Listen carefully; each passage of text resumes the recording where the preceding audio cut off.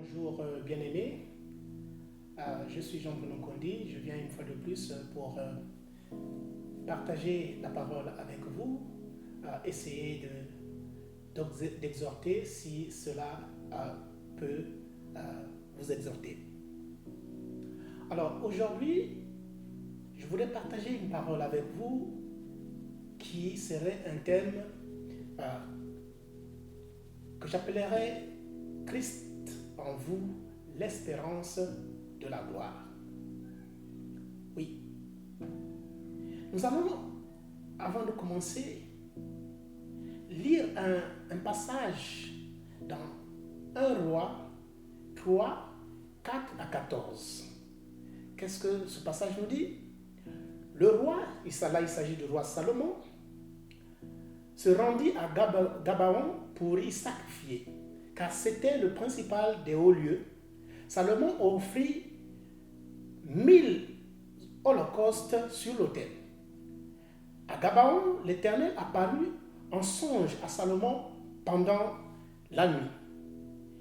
Et Dieu lui dit, demande ce que tu veux que je te donne. Salomon répondit, tu as traité avec une grande bienveillance ton serviteur David, mon père, parce qu'il marchait en ta présence dans la fidélité, dans la justice et dans la droiture du cœur envers toi. Tu lui as conservé cette grande bienveillance.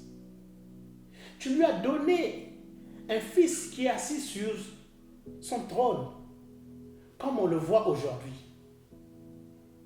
Maintenant, Éternel mon Dieu, tu as fait régner ton serviteur à la place de David, mon père, et moi je ne suis qu'un jeune homme.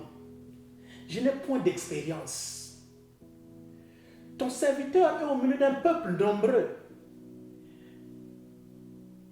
un peuple immense qui ne peut être ni compté, ni nombré à cause de sa multitude. Accorde donc à ton serviteur un cœur intelligent pour juger ton peuple, pour discerner le bien du mal. Car qui pourrait juger ton peuple, ce peuple si nombreux? La Bible dit au verset 10 que cette demande de Salomon plut au Seigneur.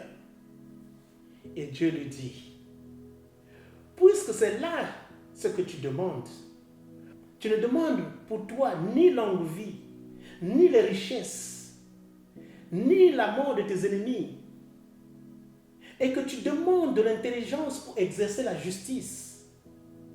Voici, j'agirai selon ta parole. Je te donnerai un cœur sage et intelligent, de telle sorte qu'il n'y aura eu personne avant toi et qu'on ne verra jamais personne de semblable à toi. Je te donnerai en outre ce que tu n'as pas demandé, des richesses et de la gloire, de telle sorte qu'il n'y aura pendant toute ta vie aucun roi qui soit ton pareil. Et tu marcheras dans mes voies en observant mes lois et mes commandements. De telle sorte, et comme l'a fait David, ton père, je prolongerai tes jours. Salomon s'éveilla et voilà le songe. Salomon revint à Jérusalem et présentant devant l'arche de l'alliance de l'Éternel, il offrit des holocaustes et des sacrifices d'action de grâce et il fit un festin à tous ses serviteurs. Voilà. Salomon n'a pas demandé le mariage. Salomon n'a pas demandé l'argent. Salomon n'a pas demandé la maison, des maisons. Salomon n'a pas demandé des voitures. Salomon n'a pas demandé des enfants. Salomon n'a pas demandé des diplômes. Salomon n'a pas demandé de l'emploi. Salomon n'a pas demandé la santé. Salomon n'a pas demandé toutes ces choses que nous savons, des choses tangibles, que nous demandons selon la sagesse humaine. Tous ces besoins que nous avons en tant qu'humains, Salomon n'a pas demandé ses besoins.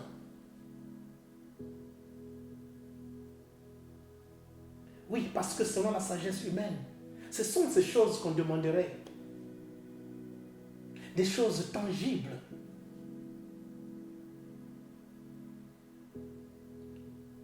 Parce qu'on veut avoir un positionnement. On se bat contre nos collègues. On veut avoir des positionnements au travail. On peut avoir des positionnements dans la vie sociale. On veut avoir des positionnements. Et à cause de ces positionnements, de cette guerre de positionnement, nous développons des sentiments de rivalité. Nous développons des sentiments de jalousie. Ce n'est pas à cela que Dieu nous appelle. Mais Salomon a demandé la sagesse. Oui, je ne dis pas que les choses que je viens de citer ne sont pas importantes. Je ne dis pas que se marier, ce n'est pas important. Je ne dis pas que la voiture n'est pas importante. Je ne dis pas que les maisons ne sont pas importantes. Je ne dis pas qu'avoir des enfants, ce n'est pas important. Non. Mais c'est une question de priorité. C'est une question de priorité. Quelle est ta priorité? Salomon a demandé la sagesse. Mais sachant que ce n'est pas n'importe quelle sagesse qu'il a demandé. Il a demandé à Dieu la sagesse de Dieu. Donne-moi la sagesse. Salomon il savait qu'il avait besoin des autres choses, mais il a mis la priorité. Dieu en priorité. Pendant que Salomon le demandait, il était déjà roi. Il était déjà établi. Comme toi, mon frère, ma soeur, tu es déjà établi. Parce que Dieu nous dit qu'avant que tu ne sois formé dans le sein de ta mère, je t'avais connu. Avant que tu puisses sortir du sein de ta mère, je t'avais déjà établi. Tu es établi. Tu as une mission. Tu n'es pas sur terre pour rien. Tu as une mission.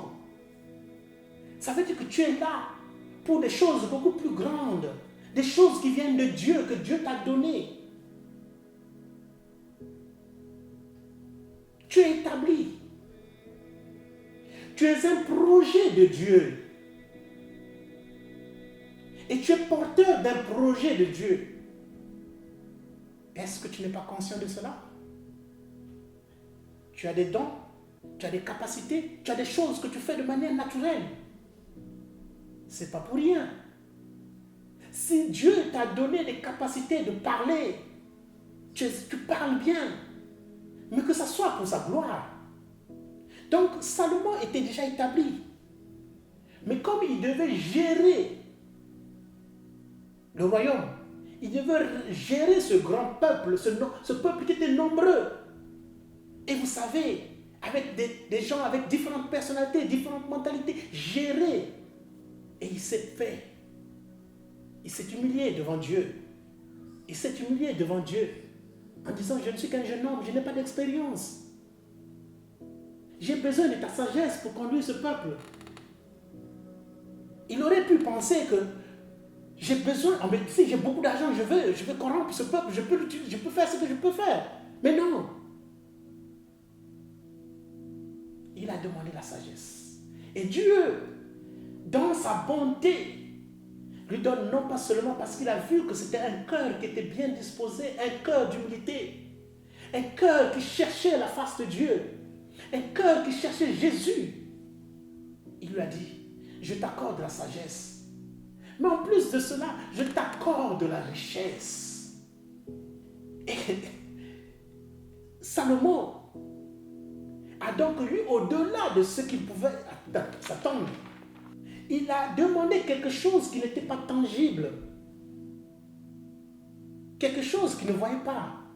Mais qui savait par la foi que ça venait de Dieu.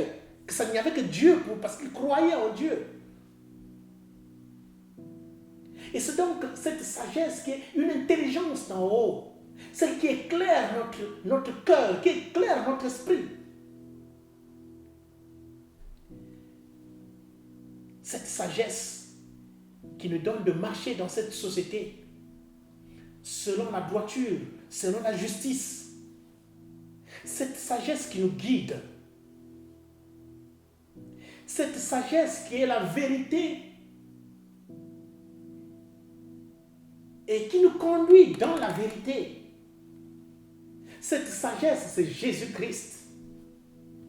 Donc, comme nous pouvons le voir, Salomon a demandé la sagesse.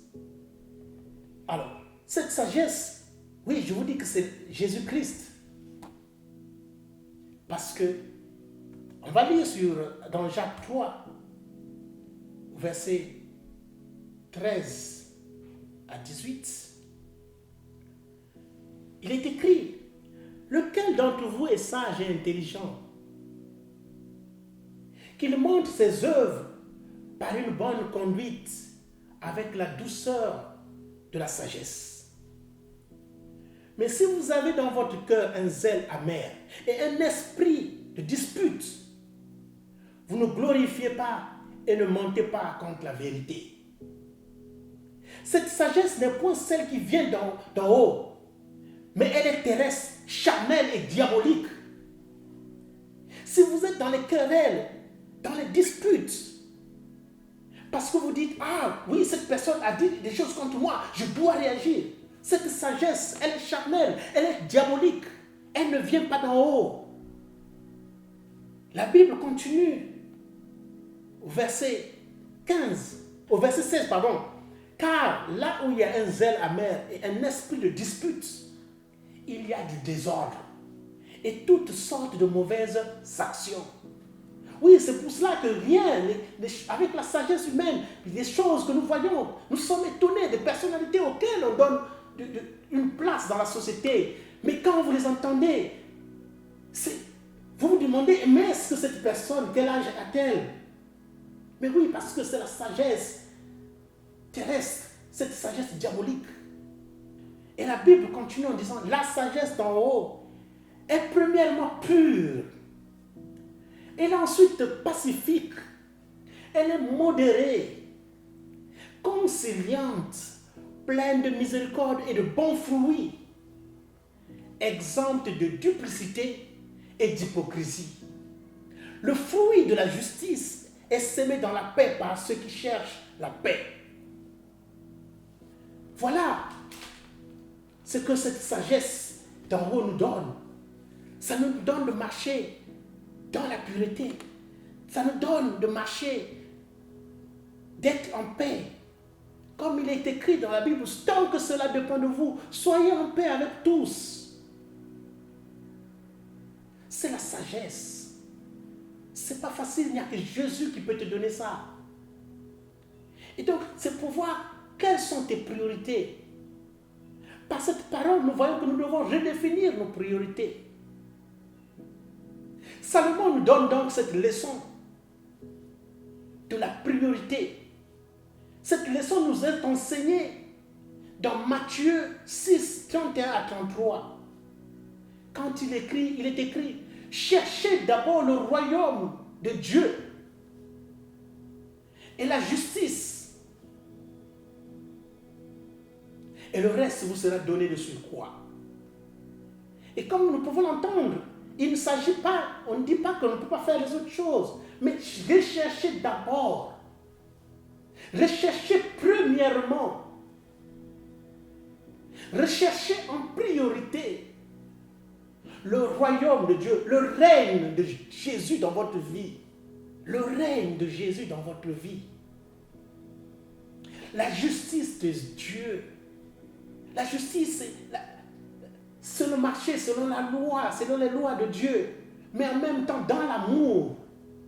C'est faire la volonté de Dieu. C'est cela qui nous amène à la gloire. C'est cela qui nous amène à être, nous aussi, comme des lumières au milieu de la société. Lorsque nous mettons Jésus en priorité, notre productivité change. Notre productivité est augmentée. La productivité dans notre travail. La productivité dans nos affaires. La productivité dans dans nos familles. La paix dans la famille. La paix dans le milieu dans lequel tu es. Tu apportes, tu rassembles, tu amènes l'unité, tu amènes la paix.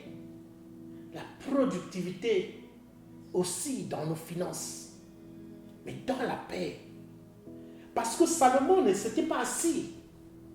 Quand il a reçu ça, il ne s'est pas assis. Il a reçu la sagesse. Et c'est grâce à cette sagesse qu'il agissait. Ça veut dire que si tu as Jésus en toi, oui, tu vas travailler, tu vas gérer ta famille, tu vas gérer la société, tu vas gérer tes affaires. À la différence que tu vas les gérer avec Jésus.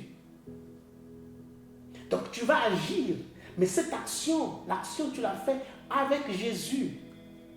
Tu vas transformer ta société. Parce que Salomon devait administrer un peuple nombreux. Mais il avait besoin de la sagesse. Cette intelligence qui viendrait d'en haut. Pour lui dire, va à gauche, va à droite, décide ceci, décide ça. Donc, prendre la décision qu'il faut au moment qu'il faut. Dans le contexte qu'il faut. C'est à cela que Dieu veut que nous puissions nous attacher. Quand on s'attache à lui, quand on le met en priorité, quand on le met dans nos projets, il nous ouvre l'intelligence, il nous donne son intelligence. Et comment cela se fait? Nous savons que la Bible nous dit que la crainte de l'Éternel est le commencement de la sagesse. Oui. Si nous craignons Dieu, nous marcherons avec des freins. Parce que là où je devais aller, par la crainte de Dieu, je vais dire non, ça, Dieu ne veut pas, je vais m'arrêter. Et cela me garde, et me protège. Demande donc à l'Éternel la sagesse, sa sagesse. Comme cela, tu marcheras dans sa gloire. Tu vivras une vie glorieuse. Oui, ce que je dis peut paraître comme une folie. Parce que, effectivement, la sagesse de Dieu est une folie pour les hommes. Oui, pour les hommes qui marchent selon la chair. Les hommes qui marchent selon la chair, selon la vue.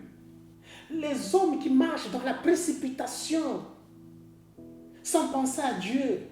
Pour eux, c'est une folie. Mais quand on marche selon la vue, seulement la vue, Jésus qui est lui-même la sagesse par essence. Quand il a été tenté, le diable l'a amené. À la troisième tentation, le diable lui dit, regarde cette belle cité, ce royaume, je te le donne. Si tu fléchis tes genoux devant moi. Et Jésus était déjà roi. C'est le roi des rois. Il savait et il a chassé. Parce qu'il avait déjà la gloire en lui. Ce n'est pas les choses de la vue qui pouvaient l'impressionner. Parce qu'il avait plus grand que ça. Et Jésus donc ne s'était pas précipité. Il savait qu'il y avait un temps qui viendrait. Et il a vécu dans la gloire. C'est pour cela, mon frère, ma soeur, aujourd'hui, je t'invite à rechercher la sagesse de Dieu.